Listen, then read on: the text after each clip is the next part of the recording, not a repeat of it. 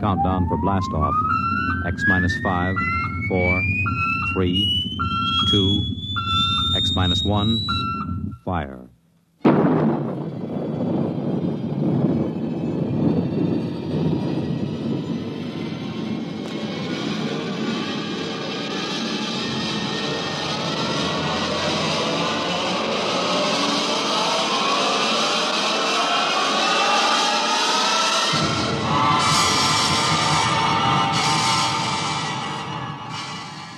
From the far horizons of the unknown come transcribed tales of new dimensions in time and space. These are stories of the future, adventures in which you'll live in a million could-be years on 1,000 maybe worlds. The National Broadcasting Company, in cooperation with Street and Smith, publishers of astounding science fiction, presents X minus 1.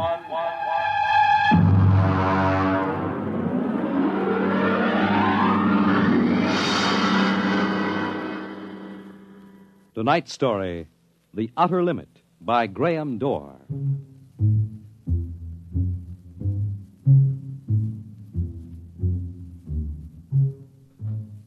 We go ahead now in time to 1965. We're on a vast concrete runway set in the desert of the Southwest. A giant metal ship stands before us, prow pointed for the stars. And in 5 minutes, the signal will flash and it will tear up through the atmosphere to the outer limit.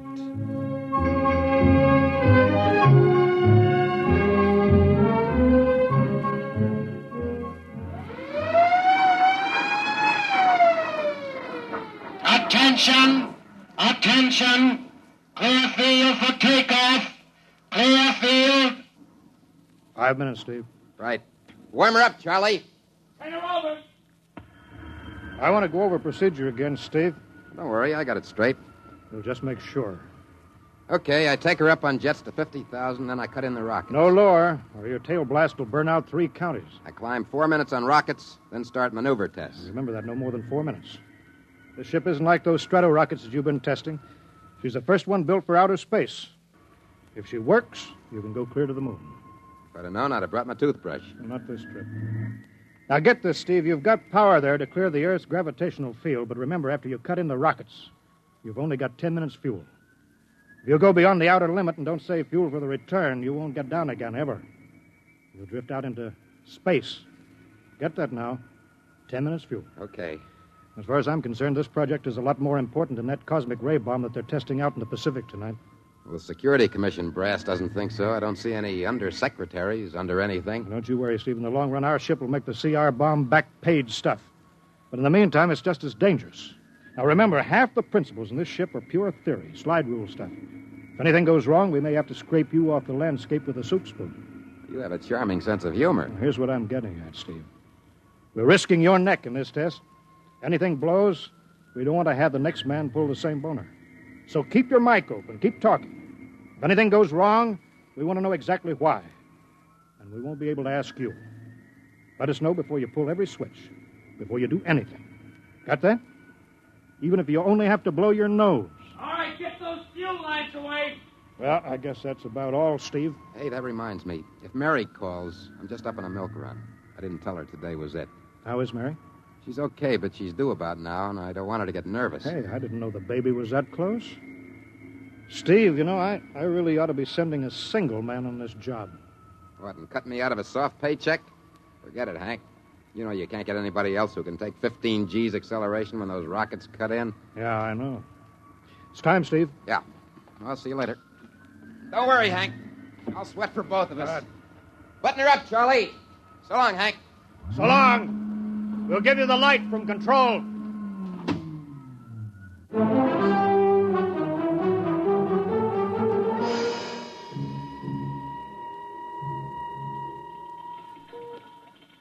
X2 JTR to control. Are you there yet, Hank? Okay, Steve. I'm ready to go. Mr. Hanson. Ready on radar, Sergeant? Check. Mr. Hanson, you better see this. What is it, Elsie? Message sent up for Steve. Mrs. Weston just left for the hospital. What? Hello, Steve. Yeah. Stand by a minute. Shall I hold it up, Mr. Hanson? Yes. No, wait just a minute. It's too late now. You going to tell him? Well, maybe he's got enough to worry about. Hey, what's holding us up, Hank? Something on your mind? No, there's nothing, Steve. I just wanted to say good luck. All right, Charlie. Give him the light.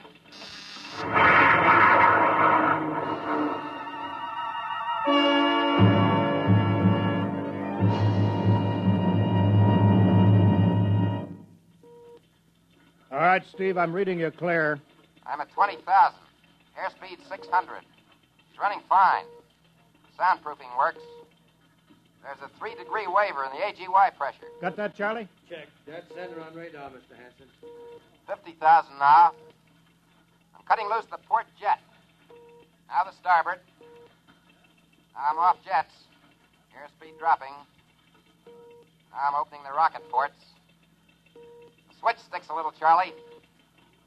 Oxy-alcohol pressure 350. All right, now I'm advancing the ignition key. Here goes rocket 1. Steve? Steve, you all right? Yeah. Feels like somebody slugged me with a sledgehammer. Airspeed now 1,200. Here goes number 2. She's okay, Hank. Running like a Swiss watch. She's okay.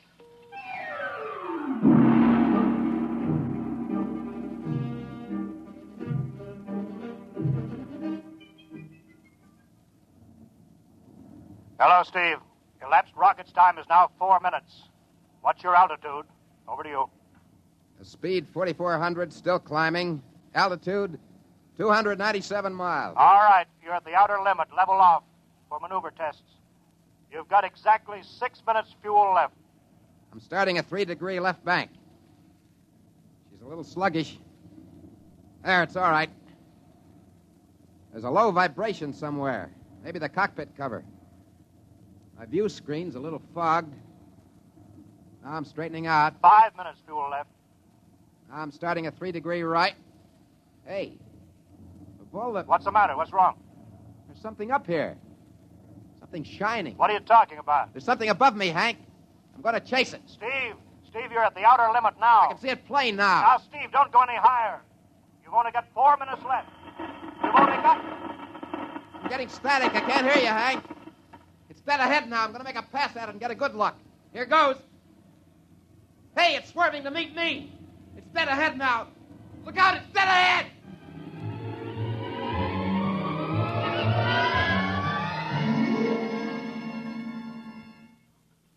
Hello, Steve. Steve, come in. 9 minutes fuel gone. There's still no sign Hello. of radar. Hello, Steve. What happened? Charlie, get the crash squad out. Tell the Army squadron to alert their search plane. Right. 9.5 minutes gone. Hello, Steve. Steve, listen to me. What's happened? Where the devil is he? Hello. Come in, Steve. Steve, come in. Hello, Steve. Hello, Steve. 10 minutes. Steve. That's the end of the fuel.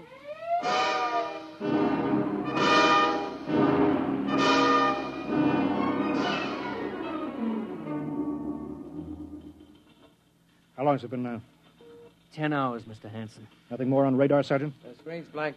Colonel Carulli called in. The search planes are back. Couldn't find anything. Should be some trace. He couldn't have bailed out, could he? You don't hit the silk at 4,400 miles an hour. We either went past the outer limit and ran out of fuel, or something blew, and we'll find the pieces scattered from here to the coast. Why does it have to be the best man? Always the best man. Charlie, we got to figure out what was wrong. Right. Something must have blown. All right, I'll call him. Goodbye. Mr. Hanson, there's a message from Northside Hospital for Steve. Well, what is it? Mrs. Weston is fine. It's a boy. Oh, thank you, Elsie. It's a boy, Charlie. Yeah. Fine. It's a boy. He didn't even know that she went to the hospital. How am I going to tell Mary that? No, it wasn't your fault, Mr. Hanson. The ship was tested. Yeah, we'll build another, and some other flying fool will shoot past the outer limit into space. Well, I'm getting old, Charlie. You can remember when I used to take them up myself. Now I've got to send other men. Look, it's a job, Mr. Hanson. Now I'm afraid. Every time I hear a jet go off, I jump. Every time I have to send somebody up in a new model, I start to sweat. Mr. Hanson. Yeah? I think I've got something on the radar. No flights scheduled in, are there, Elsie? No, the whole day's cleared. It's coming in behind us. Here he comes over the building. Yeah. What crazy jockey is buzzing the field like that? Is that an Army plane, Charlie? No, I can't see. Here he comes back again. I know that engine. Yes, it's Steve. That's impossible. Look, that's his ship. It can't be. It's circling back for landing. Charlie, clear the field. He's coming back in. Mr. Hanson, there's not another ship in the world that looks like that. I tell you, it's got to be Steve. Thank God.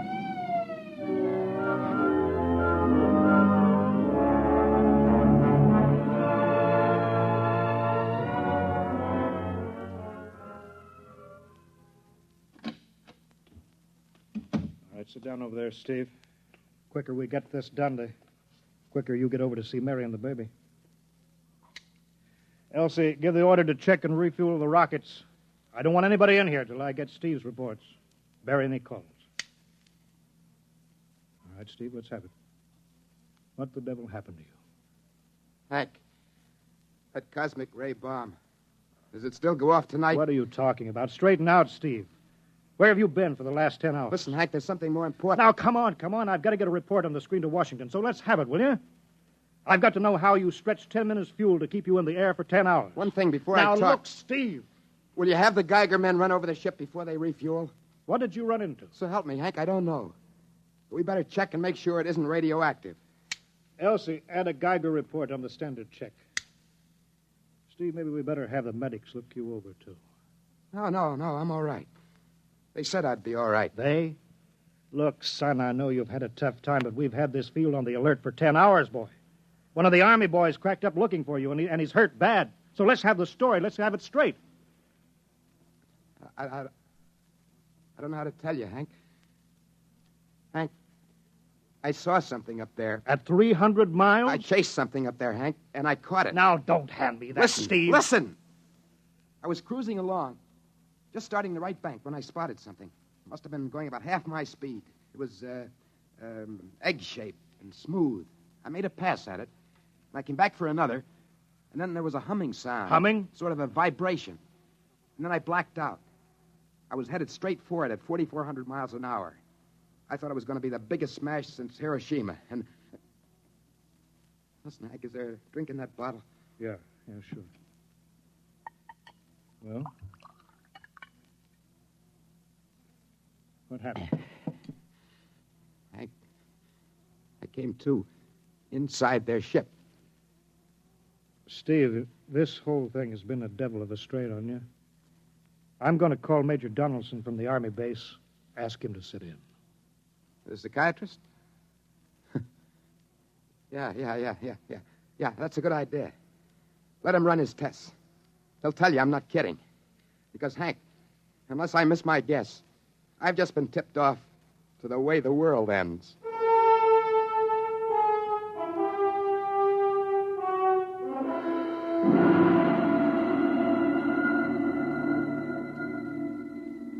You should be getting drowsy now. Count backwards from 10. 10, 9, 8, 7, 6, 5, 6. He's under. Now we attach the head plate electrodes and the cortical pickup. Look out for that wire, Mr. Hanson. 3.0 setting and 31.3. Now, throw that switch, Mr. Hanson. I have to start him off by suggestion. All right, Steve. You're in your ship now. You're in the rocket. Rocket? You're in the rocket. You're in the rocket, and you've just sighted something strange. Now I'm starting at 3-degree right. What's that? Hey, there's something up here. Something shining. His memory pattern. We're picking it up electronically. Something above me, Hank. I'm going to chase it. It's piped through the audio circuits. Getting static. I can't hear you, Hank. This is where we lost contact with him. I'm going to make a pass at it. Hey, it's swerving to meet me. It's dead ahead now. Look out. It's dead ahead. Now what? This is where he blacked out. No telling how long, minutes or hours.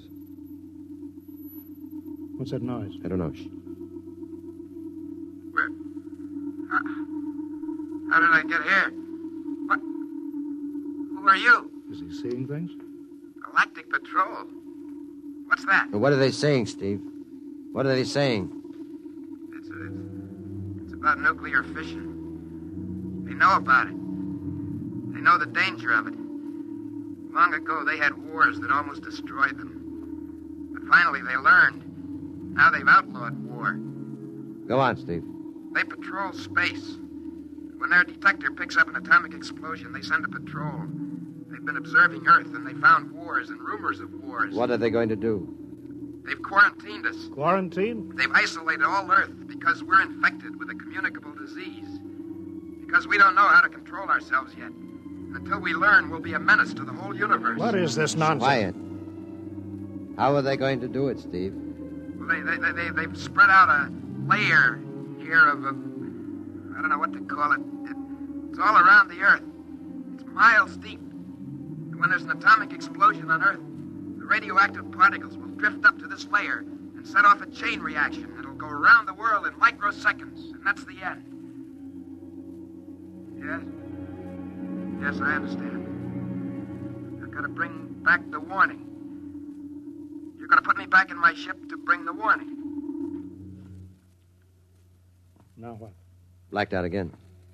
I guess that's all. What does all that mean? It's what he remembers. You don't think that really happened? No. Narco-psychometry circuits produce what he remembers. Just means that Steve believes this happens. I don't like to see this. I've seen too many top pilots snap. Steve is the best I've known. How bad do you think he is? Well, frankly, outside of the presence of this well-organized hallucination, there are no signs of unbalance. May not be too serious. If you had a more plausible story, I'd be inclined to believe it. Warning. Hank. It's all right, boy. Did you hear it, Hank? Do you understand? Sure. We've been quarantined. No. Let me give you something to make you sleep, Steve. But don't you understand? They fixed it so that if we set off one more nuclear explosion, we will have had it. Of course. Now, don't roll your sleeve down. You don't believe me? Now, take it easy, Steve. But the tests are setting off the cosmic ray bomb, Hank, tonight. What time is it? 11:20. It's scheduled for midnight. Hank, we've got to stop that bomb. Let Donaldson give you the hypos. You got to believe me. I saw them. I got the warning. If we touch off the Q-bomb tonight, we'll be the biggest galactic 4th of July of all time. The whole Earth will go up like a Roman candle. April 10th, 1965, the end. Look, Steve, you better calm down now.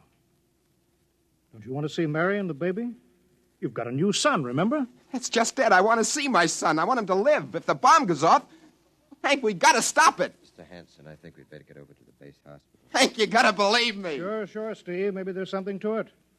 Look, it's out of our hands now, Steve. I'll put it in a report, shove it into Washington in the morning. In the morning? There won't be any morning, Hank. You've got to call Washington now. Get the head of the Security Commission and postpone the test. Now, you know I can't do that. My neck would be out a mile.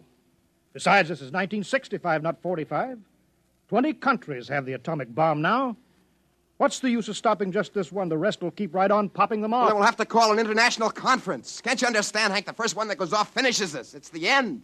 They've given us the quarantine warning. Steve, I think you'd better go with us to the base hospital. Look, Steve, we can call up for a detail if we have to.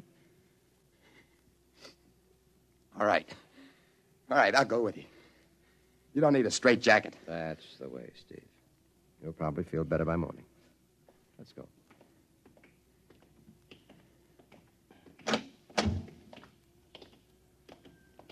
Tomorrow I'll drive you over to the hospital to see Mary and the kid. Yeah, sure. Look at the ship under the floodlights. Pretty, huh? You'll be flying her again soon, Steve. Don't worry. Yeah, I guess so. What's she doing out on the line? They refuel her? Yeah, we got Clausewitz coming in tomorrow from Denver for another test. Figure we'd give you a day off. Yeah, that's good. That's fine. Steve! Hey, go! Come on, Donaldson! Steve! Steve, come back here! He's heading for the rocket. That's crazy. Steve! Get down off of there, Steve! We can't get at him now. That hood is armor glass. He's waving. To its control, the radio. Come on! I should have gotten help. Come on, Donaldson. The radio is still hooked up.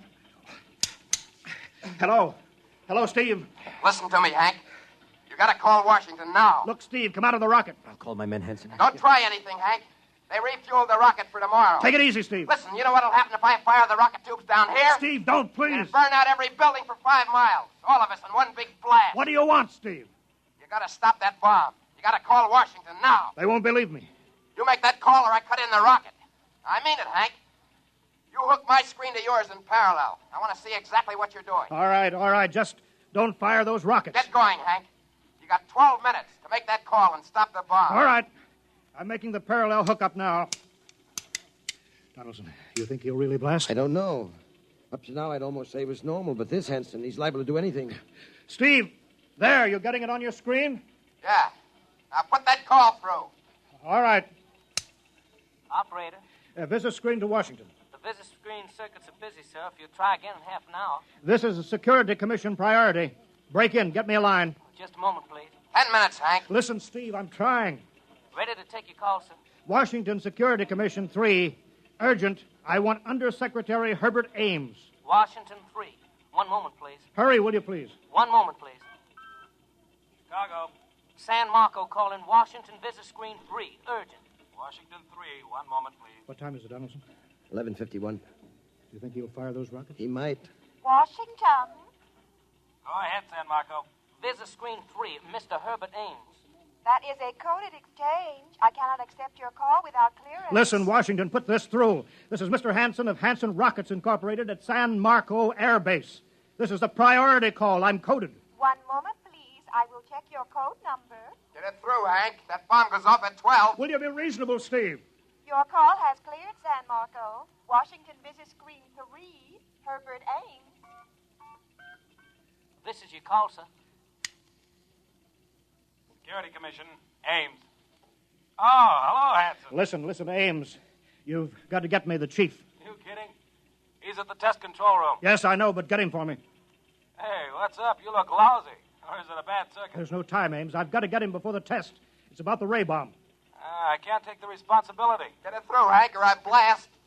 Hey, what's going on there? Ames, my project has a high enough rating. This is a priority A call. What? Well, it's your neck. Okay, I'll try to get him for you. He's in the control room, though. You'll have to switch off your screen and speaker and go on earphones. Too much going on in there. Security, you know. You hear that, Steve? I've got to cut the screen. All right. 8 minutes, Hank. Hello? Hello? Yes, sir. This is Hanson at San Marco. No, sir. Priority A request to cancel the bomb test. No, look, I'm serious. I'm deadly serious. We sent the X-2 JTR up today to the outer limit, and we uncovered evidence. Yes, on the automatic instruments. What's that? No, this possible chain reaction. No, I can't tell you the whole story. There isn't time. Yes, I'll bring the readings into Washington in the morning. You've got to postpone the test till you see them. Yes, I understand that. I understand about the press. I'll take complete responsibility for this. What's that? Look, I've worked on contracts for the Commission for 10 years now. Yes, I have complete confidence in my information. You can record that. All right. I'll call you back immediately. Goodbye. Hank? He's agreed to cancel. The ray bomb won't go off. Thank God. All right, Steve. You can come down out of the ship.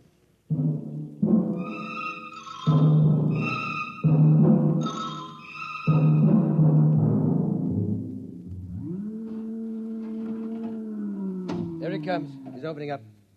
All right, Steve. Come on down out of the ship. Sure, Hank. Hank, I was scared. I was plain scared. All right, easy now. It's all over. Bomb won't go off. Thank God. Hey, look. I want to see Mary and the baby. Can you get me transportation now? Hey, wait a minute. It's almost 12. They won't let you in the hospital now. I want to see the baby. For sure you do, but you've been under strain. I've got a shot here for you, Steve. Give you a good night's sleep. All right. Roll up your sleeve. Sure. Now, that'll make you sleep. Sergeant will find you a bed. Come on, Mr. Weston. Well, good night, Hank. I am kind of beat. It's been a tough night.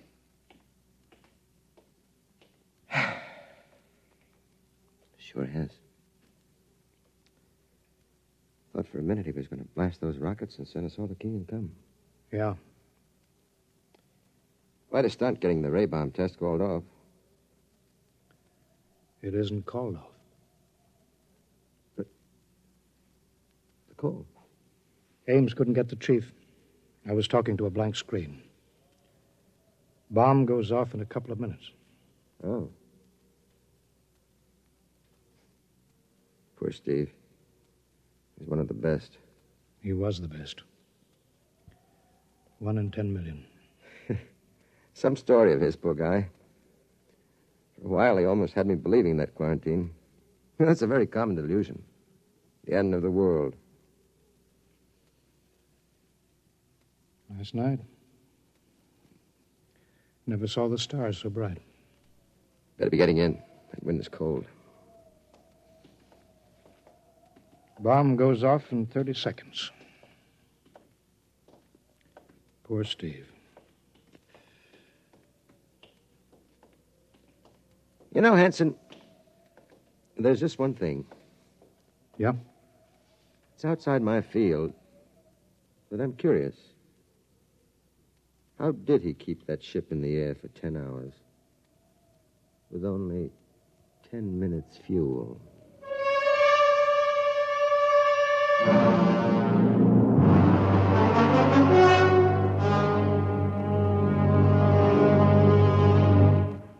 You have just heard X-1, presented by the National Broadcasting Company in cooperation with Street and Smith, publishers of astounding science fiction.